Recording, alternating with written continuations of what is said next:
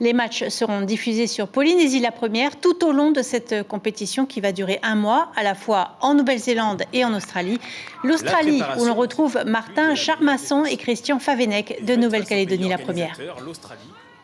Nous sommes ici devant une enceinte symbolique des Jeux Olympiques de Sydney 2000 et c'est ici que l'Australie jouera demain son premier match dans le mondial contre l'Irlande à guichet fermé. Les Matildas qui ont de grands espoirs pour cette édition 2023 mais qui profitent aussi de la compétition pour évoquer le développement du football féminin.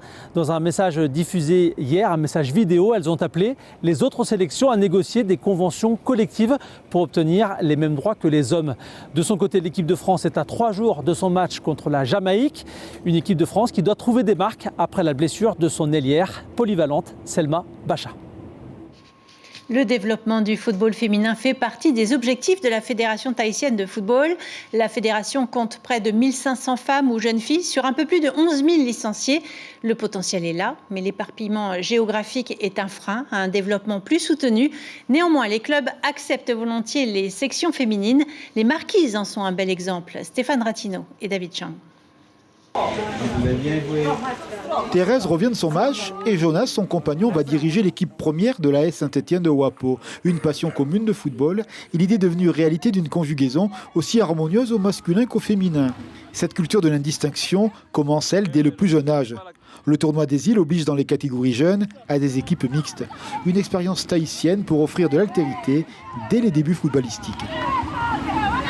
C'est la première fois que je joue avec les garçons. Du coup, on voit avec les garçons, on n'a pas vraiment envie de passer avec nous. Ils n'ont pas confiance. Ils ont peur qu'on ne fasse pas bien ce qu'ils veulent. Moi, ça a été difficile de me faire accepter, mais j'ai travaillé dur aussi pour pouvoir me faire accepter par les garçons. Et je pense que c'est un peu aussi quand même l'inconvénient aujourd'hui.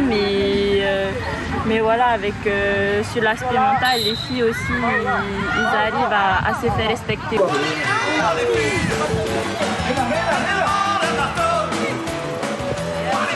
L'exemple, c'est Wapo. Homme-femme, même combat à la AS Saint-Étienne pour la victoire. Aux Marquises, le football appartient à la culture locale.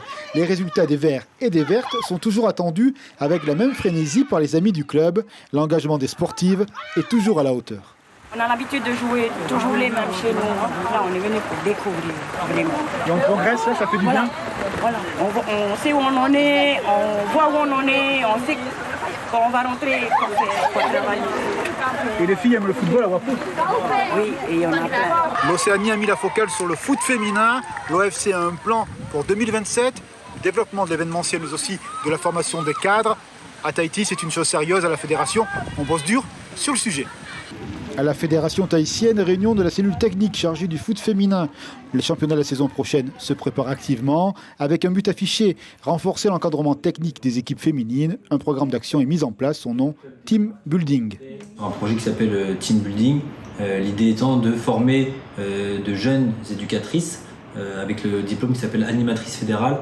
Donc c'est un diplôme de premier niveau, mais qui permet déjà d'avoir une structuration, une base de travail pour que les mamans, que les grandes sœurs puissent prendre des petites équipes aussi et aider les clubs dans ce développement-là. La Coupe du Monde dans les pays voisins est un atout supplémentaire pour le foot tahitien, surtout si la France brille. Les compagnons des joueuses de Wapo sont prêts à vibrer aux futurs exploits de cette équipe. La parité en football, c'est une plus-value. Ils s'en félicitent chaque jour. Là, en ce moment, j'ai plus de femmes sur le terrain que d'hommes. Et même d'hommes. Il n'y a plus de place pour les hommes maintenant. Le foot féminin prend de l'ampleur. Dans la famille de Thérèse et Jonas, tout tourne rond. La photo est joyeuse. Vive le foot, quel que soit son genre.